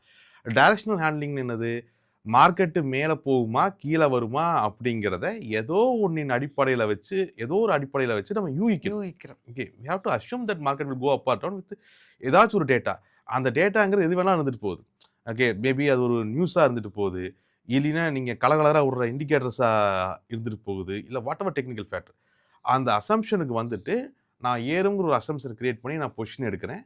அல்லது இறங்குங்கிற அசம்ப்ஷன் எடுத்து நான் இறங்கி ஒரு பொசிஷன் எடுக்கிறேன். இது வந்து டைரக்ஷனல் ட்ரேடிங். ம். இன்னொன்னு வந்து நான் டைரக்ஷனல் ட்ரேடிங். ம். நான் டைரக்ஷனல் ட்ரேடிங்னா நான் மார்க்கெட் ஏறவும் நினைக்கல, இறங்கும்னு இறங்கவும் நினைக்கல. நினைக்கல. மார்க்கெட்ல என்னவோ நடந்துட்டு போகுது. ம். மார்க்கெட்ல எது என்னவோ வேணாலும் நடந்துட்டு நடக்கலாம். போகுது. பட் நான் மார்க்கெட்ல இருக்கக்கூடிய ப்ராடக்ட்ஸ வச்சுட்டு ஒரு ப்ராஃபிட் பண்றது அப்படிங்கிறது நான் டைரக்ஷனல் ட்ரேடிங். நான் டைரக்ஷனல் ட்ரேடிங்ல நிறைய வெரைட்டிஸ் இருக்கு. பாப்புலரான வெரைட்டின்னு பேசணும்னா ஆர்பிட்ரேஜ். ம். ஆர்பிட்ரேஜ். Okay, okay. ஆர்பிட்ரேஜ் தான் நான் ஒன் ஆஃப் தி ஃபேமஸ் நான் டைரக்ஷனல் ட்ரேடிங் மெத்தட். ஒண்ணும் இல்ல, 209 ஸ்டாக்ல இன்னத்த தேதியில, ஓகே, ம். புதுசா இப்ப 4, 5 ஸ்டாக் வேற என்எஸ்சி கொண்டு வராங்க போல. ஆமா. ஓகே, 209 ஸ்டாக்ல இன்னத்த தேதியில வந்து எஃப்&ஓ இருக்கு. ம். ஓகே, இந்த 250 ஸ்டாக்கோடையும் ஒரு எக்ஸல் எடுங்க. 250 ஸ்டாக்கோடைய ஸ்டாக் பிரைஸும் எழுதுங்க. ம். இந்த 250 ஸ்டாக்கோடைய ஃபியூச்சர் பிரைஸ் எழுதுங்க. ம். எந்த ஸ்டாக்குக்கும் எந்த ஃபியூச்சருக்கு நடுவுல அதிகமான பிரைஸ் டிஃபரன்ஸா இருக்கோ, ஸ்டாக்க பை பண்றோம், ஃபியூச்சர செல் செல் பண்றோம். பண்றோம். எண்ட் ஆஃப் தி மந்த் எப்படி இருந்தாலும் எக்ஸ்பைரி 2 ஒரே வேலையில முடியும். What are the difference you have, you are make in the it. ம். ப்ராஃபிட். இது ஒரு நான் டைரக்ஷனல். இங்க மார்க்கெட் இறங்குதா, போகுதா, அது நல்ல கம்பெனியா, கெட்ட அதெல்லாம் கம்பெனியா, கவலைப்பட வேண்டாம். எத பத்தியும் நம்ம வொரி பண்ணிக்க வேண்டிய அவசியம் இல்ல. ஈவன் மேக்ரோ எக்கனாமிக்ஸ் உட்பட. இந்த மாதிரியான ட்ரேடிங் வெரைட்டிஸ் அப்படிங்கிறது இட்ஸ் நான் டைரக்ஷனல். நான் டைரக்ஷனல் நிறையா ட்ரேடிங் மெத்தட்ஸ் இருக்கு. இன்க்ளூடிங் த காலர், டெல்டா, இந்த மாதிரி நம்ம போய்க்கிட்டே இருக்கலாம். பட் ம். ஃபேமஸா இதை யூஸ் பண்ணுவாங்க. பட் இவங்களுக்கு என்ன பிரச்சனை, நான் டைரக்ஷன்ல ம். ப்ராஃபிட் ரொம்ப கம்மியா இருக்கே. ம். ப்ராஃபிட் ரொம்ப கம்மி. கம்மியா இருக்கே அப்படிங்கிறது நம்மளோட பிரச்சனைங்க. பட் அதையுமே நீங்க நான் டைரக்ஷன்ல அவாய்ட் பண்ண முடியும். ம். If you offer hedges. For example, ஒரு ஆர்பிட்ரேஜ்ல உங்களுக்கு எது மேக்ஸிமம் இன்வெஸ்ட்மெண்ட்டை உள்ள எடுக்குதுன்னா, ம். இந்த ஸ்டாக். ம். ஏன்னா நீங்க ஆர்பிட்ரேஜ்ல என்ன பண்ணுவீங்க, ஸ்டாக்க பை பண்ணிட்டு ஃபியூச்சர ஃபியூச்சர செல் செல் பண்ணுவீங்க. பண்றீங்க. அப்போ ஃபியூச்சர் லார்ஜ் சைஸ்ல இருக்கும். அப்போ ஸ்டாக்கையும் நீங்க லார்ஜ் சைஸ்ல பை பண்ண வேண்டிய கம்பல்ஷனுக்கு போவீங்க. Correct, correct. ஸ்டாக்க லார்ஜ் சைஸ்ல நீங்க பை பண்ண போனீங்கன்னா 7 லட்சம் 8 லட்சம் புடிச்சிரும். அதிகமா காசு புடிச்சிரும். தேவைப்படும். ஓகே, ஈவன் தோ நான் டைரக்ஷனல் ட்ரேடிங் அப்படிங்கிறது ஒரு மினிமம் கேரண்டீடு ப்ராஃபிட்ட குடுக்குது. பட் இன்வெஸ்ட்மெண்ட்ஸ் அதிகமா இருக்கு, ப்ராஃபிட் கம்மியா இருக்கு அப்படிங்கிறது தான் இப்ப இங்க இருக்கக்கூடிய பிரச்சனை. You can avoid that. Okay, ஒரு ஸ்டாக்குக்கு பொதுவா நீங்க சிந்தட்டிக் பயன்படுத்தலாம். ம். Synthetic futures futures. பயன்படுத்தலாம். ஈவன் ஆர்பிட்ரேஜ் வந்து ஸ்டாக்குக்கும் ஃபியூச்சருக்கும் நடுவுல தான் நீங்க போடணுங்கிற அவசியம் கிடையாது. ம். ஃபியூச்சருக்கும் ஆப்ஷனுக்கு ஆப்ஷன்ஸ்க்குமே நடுவுலயும் கூட நீங்க போடலாம். ஆர்பிட்ரேஜ பயன்படுத்தலாம். ஆப்ஷன்ஸுக்கும், ஏன்னா ஆப்ஷன்ஸ்குள்ள போனாலே 50 ஸ்ட்ரைக் கிடக்குதுங்க. ம். கரெக்ட். ஓகே, 50 ஸ்ட்ரைக் இருக்கு. ஒவ்வொரு ஸ்ட்ரைக்குக்கு நடுவுல இருக்கக்கூடிய பிரைஸ் டிஃபரன்ஸ நீங்க ஆர்பிட்ரேஜ் பண்ணலாம். இது போக நான் டைரக்ஷனல்ஸ் நிறைய இருக்கு. இது வந்து என்னுடைய ஃபேவரட்டான ஏரியா. ஜாலியா உட்காந்துக்கலாம். ம். ட்ரம்ப் என்ன சொல்றாருன்னு நாளைக்கு காலையில பார்க்க வேண்டிய அவசியம் இல்ல. அத பத்தி கவலைப்பட ஓகே, வேண்டாம். பட் என்ன ஒரே ரிஸ்க், ஓகே, நான் டைரக்ஷனல் ட்ரேடிங் பொறுத்து ப்ராஃபிட் கம்மியா இருக்கும். Okay, but we can also hedges adjust பண்றது மூலியமா அந்த ப்ராஃபிட்டையும் நம்ம இன்க்ரீஸ் பண்ண முடியும். பட் இந்த மாதிரி ட்ரேட் பண்றதுங்கிறது எனக்கு ரொம்ப பிடிச்சமான விஷயம். இது விட்டுட்டேன்னா, நான் டைரக்ஷன் இந்த ட்ரேடிங்கை விட்டுட்டேன்னா, தென் நான் இன்வெஸ்ட்மெண்ட்ஸ் எனக்கு பிடிக்கும். ம். நாட் அது ஷார்ட் டைம் இன்வெஸ்ட்மெண்ட்ஸ் நம்ம போக மாட்டேன். ம். லாங் டைம் இன்வெஸ்ட்மெண்ட்ஸு எனக்கு ரொம்ப பிடிச்ச ஒரு விஷயம். லாங் டைம் இன்வெஸ்ட்மெண்ட்ஸ் பண்ணும்பொழுது தான் என்னன்னா இங்க பிரச்சனை, இவன் பண்ணும்பொழுது எந்த ஒரு அடிப்படையும் அவன் பார்க்கறதில்ல. ம். யாராச்சும் ஒருத்தர் கூப்பிட்டு இபிஎஸ் ரேஷியோன்னு என்னன்னு கேளுங்க. இபிஎஸ் அதிகமா இருக்கணும் அப்படிம்பா. ம். ஒரு ஸ்டாக் வாங்குறதுக்கு இபிஎஸ் அதிகமா இருக்கும். சரி, இபிஎஸ் ரேஷியோ என்ன? என்ன அப்படிங்கிறது? என்ன? அது அதிகமா இருந்தா வாங்கலாம். அந்த வாங்கணும். Stock ah. வாங்கலாங்க. B BE ratio அது அதிகமானதை வாங்கிடாதீங்க. இருக்கக்கூடாது. சரி அது ரைட்டுப்பா. அது யூசேஜ். பிஇ ரேஷியோட என்ன அப்படின்னா, இன்னைக்கு நிறைய இன்வெஸ்டர்ஸ்க்கு அது பதில் சொல்ல தெரிய மாட்டேங்குது. ம். எங்க ப்ராப்ளம் வருதுன்னா, அந்த பேசிக் எஜுகேஷன்ல ப்ராப்ளம். எப்படின்னா, இதெல்லாம் என்ன அப்படிங்கிறத படிச்சிருவானே தவிர, அது எப்படி அது எதுக்கு அப்படிங்கிறத அந்த சோர்ஸ் அப்படிங்கிறது தெரியாது. அப்போ இந்த இன்வெஸ்ட்மெண்ட்ல இந்த ஃபண்டமெண்டல்ஸ நீங்க ஸ்ட்ராங் பண்ணிட்டீங்கன்னா, லாங் டைம் இன்வெஸ்ட்மெண்ட்ஸ்க்கு ஒரு பெரிய வரப்பிரசாதம். ம். லாங் டைம் இன்வெஸ்ட்மெண்ட்னா ஏதோ டிஸ்டாரியர் கம்பெனிஸ்ன்னு கூட அர்த்தம் இல்ல. ஆமா. It's beyond that. There is correct. நீங்க ஆஞ்சல் இன்வெஸ்டரா கூட மாறலாம். மாறலாம். அன்லிஸ்டட் ஸ்டாக்ஸ்ல இன்னைக்கு அது பெரிய கிரே மார்க்கெட், ஒரு பெரிய மார்க்கெட் அது. இன்னைக்கு அதெல்லாம் சுவாரஸ்யமா இருக்கு. லாங் டைம் ஃபண்டமெண்டல் அண்டர்ஸ்டாண்ட் பண்ணிட்டீங்கன்னா, நீங்க கேன் பாண்ட்ஸ ஹேண்டில் பண்ணலாம் நீங்க. ம். நிறைய விஷயங்கள் இன்வெஸ்ட்மெண்ட்ஸ பொறுத்தவரைக்கும் அது ஒரு சுவாரஸ்யமான டாபிக். பட் வந்து இது என்னோட 2 மெயின் ஏரியா. இதுக்கு அப்புறமா நான் வர்றதா இருந்ததுன்னா, 3வதா நான் இந்த இன்ட்ராடே. இன்ட்ராடே. ஆமா. சுவாரஸ்யத்துக்கு குறைச்சலே இல்ல அது. ம். நீங்க ப்ராஃபிட் கம்மியா தான் பண்ணியிருப்பீங்க. ஆனா அதுல ஒரு த்ரில் இருக்கு. மார்க்கெட் நம்மளுக்கு நம்ம நினைச்ச மாதிரி நம்ம நடக்குது. ஒரு ரொம்ப சின்ன விஷயங்க. இவன் R1 இருந்து R2 நோக்கி மார்க்கெட் நகரும்னு இவன் யூகிச்சிருப்பான். ம். R1ல கால் வாங்கியிருப்பான். R2ல வெளிய வந்திருப்பான். ஆனா பாயிண்ட் என்னன்னா, R1லேருந்து R2 போறக்குள்ள அந்த பிரீமியம் கரைஞ்சு டீட்டா வழியில கரைஞ்சு அவனுக்கு பெரிய ப்ராஃபிட் எல்லாம் வந்திருக்காது. இருந்தாலும் ஹேப்பியா ஃபீல் பண்ணுவான்.